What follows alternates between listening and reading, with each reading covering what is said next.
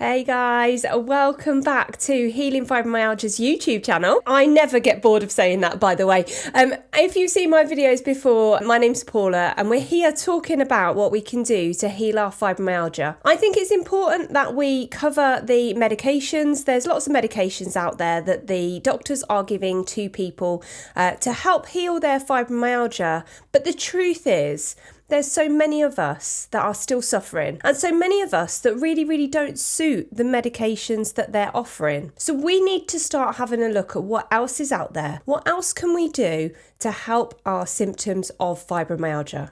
Today, I want to talk about CBT, Cognitive Behavioural Therapy. Some of you may have heard of this.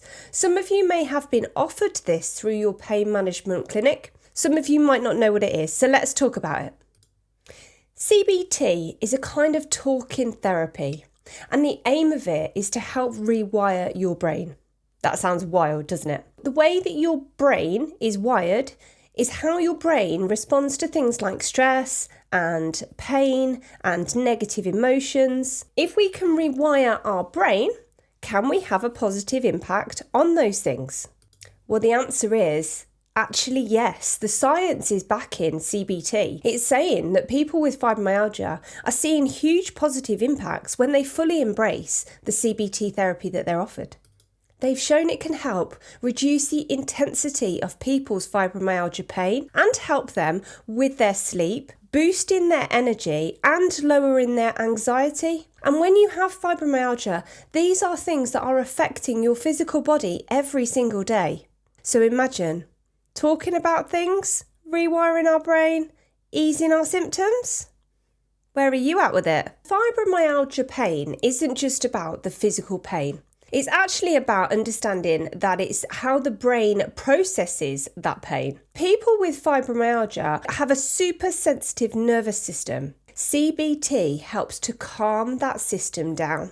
It helps you to manage those thoughts that trigger stress and tension in our body. We all know that those two things cause massive fibro flare-ups. So the more we can reduce the stress and the more we can reduce the tension, it's going to help our physical symptoms. CBT helps you challenge thoughts like, I'll never get better, or I can't do anything without pain, or nobody understands what I'm going through. It helps you to replace them with more empowering thoughts like I'm healing every day and I have the tools to manage my symptoms and I'm not alone in this. Although places like the Pain Management Clinic offer CBT therapy, you don't have to go somewhere to be able to access this. There are loads of self-help tools available online. You could create a CBT journal at home, or you could watch some YouTube videos about meditation. And there's even apps out there that will help you with guiding you through the process of challenging these negative thoughts. But if you are in a situation where you're working with a therapist or a counsellor, ask them if you can include some of these CBT therapy tools within your sessions. When we include a little mindset work every day into our day-to-day routine, we will see a huge shift in our symptoms over time. But the truth is we're in a situation where even if we're lucky enough to get to the pain management clinic, our GPs quite often don't explain why it's so important for us to get there and why it's so important to talk about these things and the impact it can have on our physical symptoms, probably just like you guys. When I got there, because I wasn't prepared, because I didn't understand what fibromyalgia is, and because I had absolutely zero interest in talking about how my emotional pain and my mindset had an impact on my physical symptoms, I didn't embrace the CBT. I did it, but I wasn't fully invested. And because I wasn't fully invested, no surprise, it didn't really work. I was sitting there talking to some very nice lady about my pain, but I was after a prescription. I was after a quick fix and I was after a medication because that's what I thought was going to make it better. I didn't understand that my emotional pain was showing up in my physical body. And it's only been since I've taken my own healing journey into my hands over the last 18 to 20 months that I've really started to understand that healing fibromyalgia is not just a quick fix, and it's not just one thing. We need to understand what is overwhelming our nervous system. Now, it could be physical. It could be how you're treating your body or what you're putting into your body. But we also have to consider how important our emotional well-being is and how important our mindset is to our physical symptoms. Because if we are worried about something, we know that that's going to turn up in making us feel poorly on the inside. Quite often, people get sick with worry. Those phrases come because the physical symptoms come when we worry about something, no different from other stresses and other tensions we put into our body showing up in pain and extra inflammation. So my suggestion is, if you can, get yourself to a pain clinic. If you can, get yourself to a therapist. But if you can't or you don't want to, that's okay.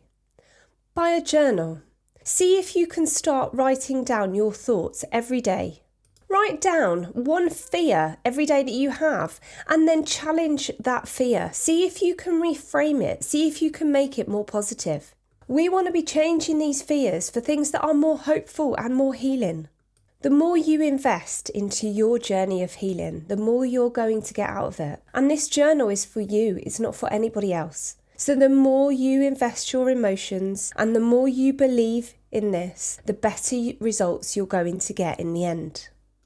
But we have to remember, fibromyalgia does not define you. You have more control over fibromyalgia than you ever think you have. CBT is just one tool, but it's a massively powerful one. If you like this video and it resonates with you, give me a thumbs up. I'd really appreciate it. Share it with somebody that you think might really benefit from hearing these words. Thank you so much for joining me on this video today. I hope you got so much out of it. This information wasn't available or it wasn't easy to access when I was first diagnosed in 2017. And it's taken me so much time and so much energy to find out this stuff, but I've used it in my healing journey and I want to be able to share it with you guys so that you can heal just like I have. I hope you love it. Keep sharing the content, keep liking, keep subscribing, and as always, I'll see you on the next video.